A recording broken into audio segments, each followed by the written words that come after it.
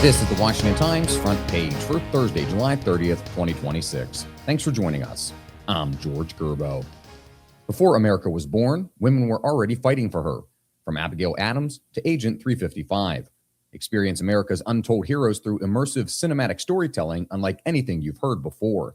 Meet the Defiant Ones. Listen now on the Washington Times or wherever you get your podcasts. The days-long pause in the Iran war was shattered as the U.S. and Saudi Arabia launched joint airstrikes on Iranian-linked militias in Iraq. Von Conking reports those strikes killed at least 20 militants and wounded 32 others, according to a state-sponsored paramilitary organization in Iraq. Some reports from the region say the strikes killed numerous Iranian military advisors, including from Iran's Islamic Revolutionary Guard Corps. Iran's consulate general denied those reports.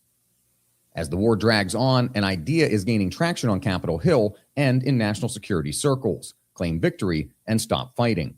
Key Republican lawmakers and foreign policy analysts tell our Ben Wolfgang the notion deserves serious consideration given the devastation the U.S. campaign has inflicted on Iran's military leadership, its navy, and its missile and drone production capacity. Other U.S. objectives, including opening the Strait of Hormuz, eliminating Iran's nuclear program, and stopping support for its terrorist proxy groups, haven't been accomplished fully. However, rising costs, persistent threats to U.S. troops, and high gas prices could drive a political decision to end the conflict and claim victory. A Senate committee is scheduled to vote to hold Dr. Anthony Fauci in contempt of Congress after he appeared but cited the Fifth Amendment in refusing to answer questions. Stephen Dinan and Susan Ferricchio report Homeland Security and Governmental Affairs Committee Chairman Rand Paul said the vote will take place next week. He rejected Fauci's logic for invoking his right against self-incrimination. Paul said a pardon from President Biden removed any criminal danger from Fauci for his pandemic-era decisions. Fauci became the face of government efforts to respond to the COVID-19 pandemic. He started off as a respected figure by Republicans and Democrats, but as his clashes with President Trump grew, he became seen through a partisan lens. The hearing was scheduled after Health and Human Services Secretary Robert F. Kennedy Jr. found the details of a diary belonging to Fauci and released it last week. Kennedy said the COVID-related writings amounting to 1,141 pages were located in 11 different government servers, where Kennedy said they had been sequestered. Behavioral experts are sounding the alarm about a rise in young adults staying home on weekends to bed rot in front of digital screens.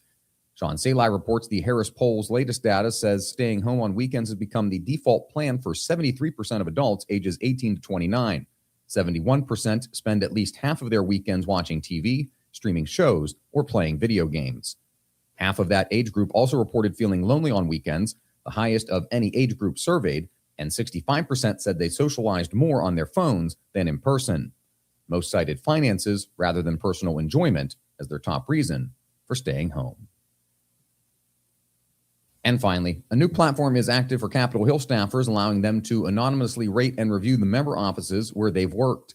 Mary Bell reports The Scoop is a confidential transparency and accountability platform for the Hill, allowing current and former congressional staffers to anonymously rate and review the congressional offices where they've worked. David Tennant, the founder of networking app Capital CNCT, which is behind the new platform, said that it may ruffle a few feathers on the Hill.